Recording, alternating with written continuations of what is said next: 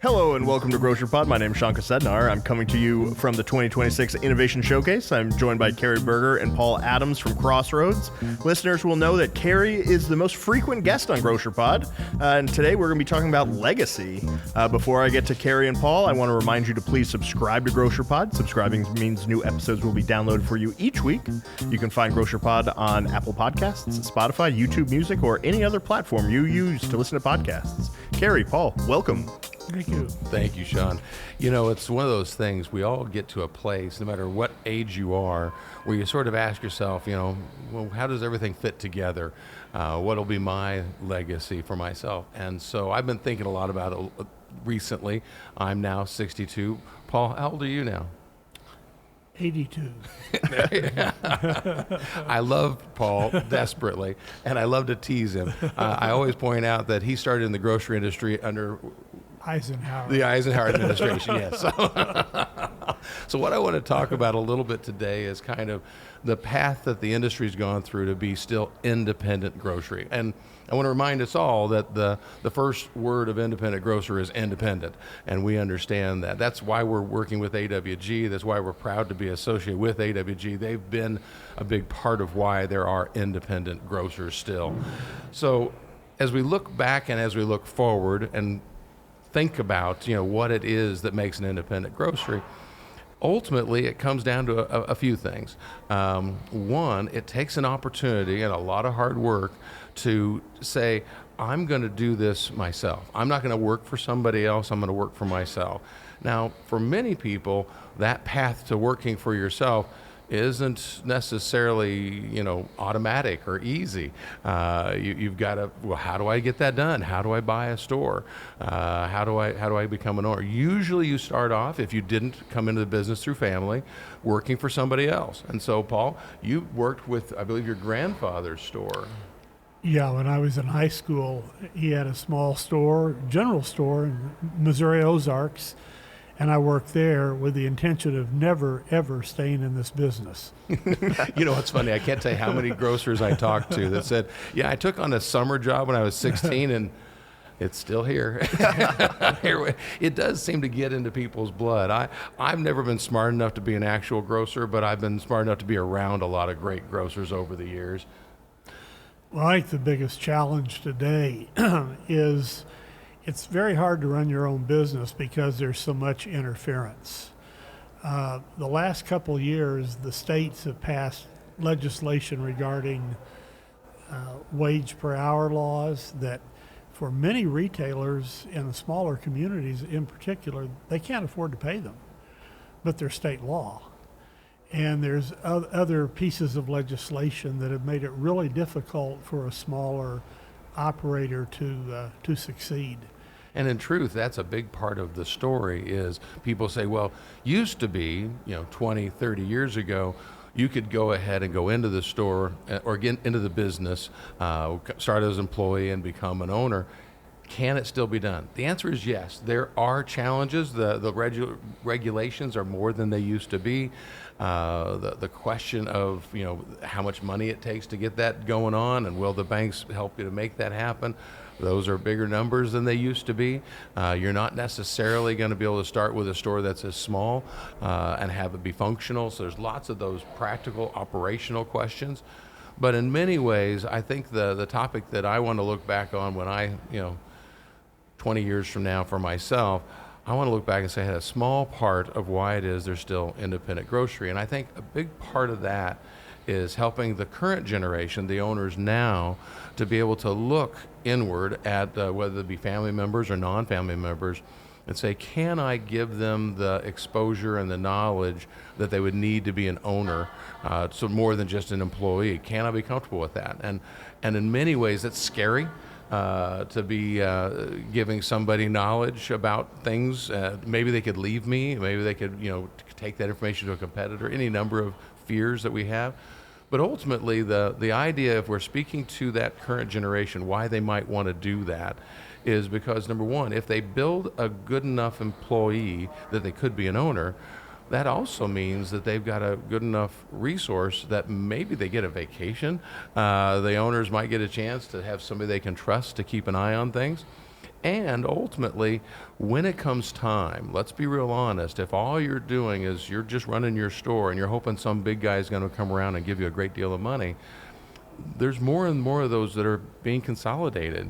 There's fewer and fewer of those, quote, big guys. And so at some point, maybe 10 years from now when you're ready to retire, will there be another person to compete to offer that price to go up? Or is it just one person says, oh, I'm the buyer, here's what I'll pay, good luck with that.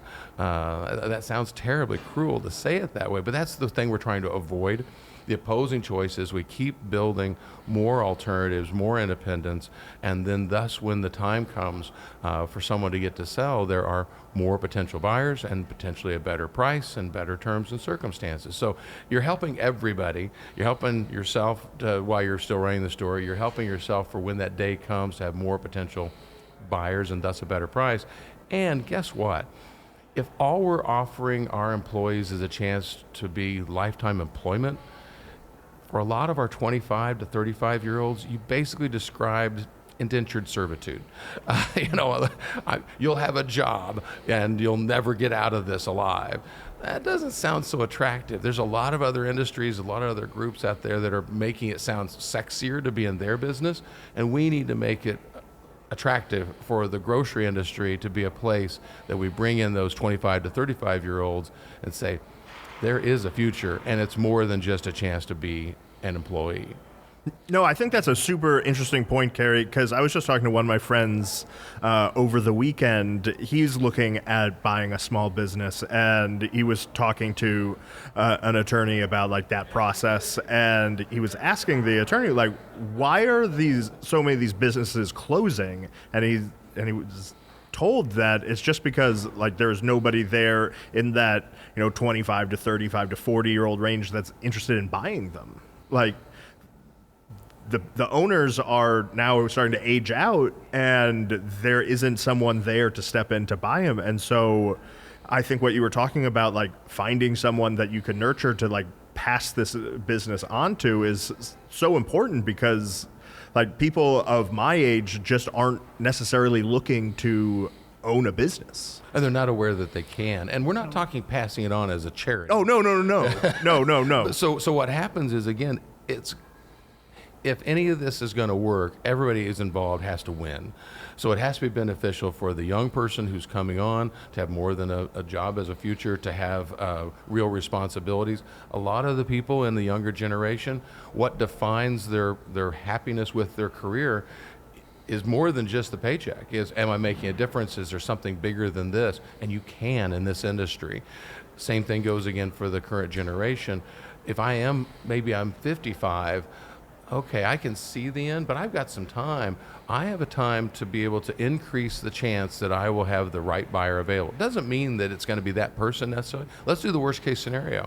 You spend all this time develop this young person, and they go someplace else. So you had them for this time. You had those vacation times that you otherwise wouldn't have had. You've helped to improve the industry.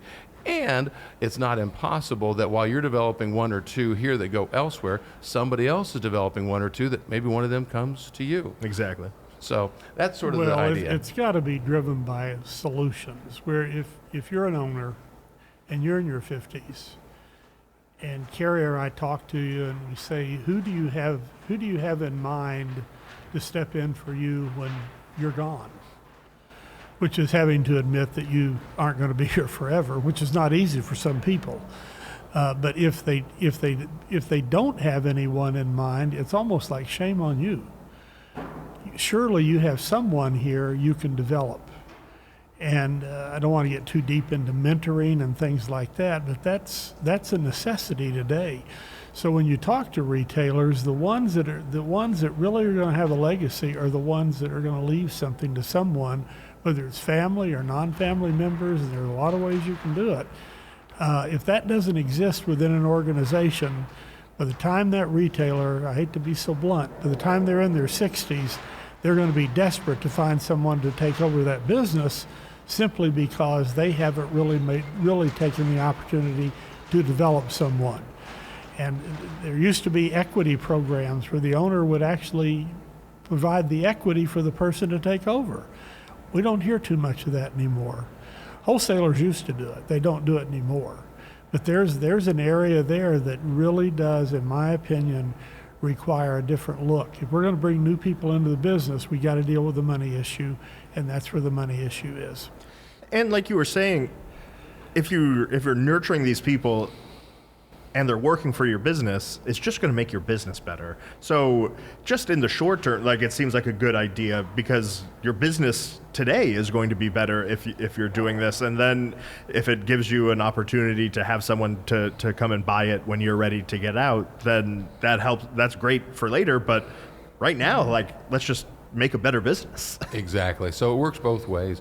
And I think we can wrap up, for now, with the idea that the good news is, Paul is right. There has been a period of time where maybe as an industry we've gotten a little bit, I won't say lazy exactly, but we've taken for granted that people would see the opportunity and the value of our industry and be attracted to it. I believe there is a dawning of understanding within the industry that we really have to remind them. We really have to push that. In the Shelby Report, we've got a series of articles that are going on right now talking about this topic. All year long in that column, you're going to see a discussion of this kind of thing. Like I said, our goal is for all of us that we get to look back or look forward, and in 10 years from now, we get to say there still is an independent grocery and there is a next generation of leaders, and they get to have the same sort of wonderful stories that Paul and that generation had of, I started out with nothing, I was bagging potatoes, and here I am as an owner of a very valuable business. It still can happen today. Is it hard? Yes. It was always hard. Is it doable? Yes.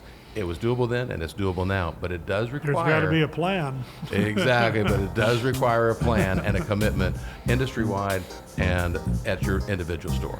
Well, if a plan is what you need, Carey and Paul are the people to talk to. They're certainly going to sort you out with a plan. Paul, Carey, thank you both for stopping by. Thank you. Thank you very much. And thank you all for listening. Please remember to like and subscribe to Grocer Pod. That way you can stay up to date on all the latest things going on around AWG. And until next week, this has been Sean Kosednar with Grocer Pod.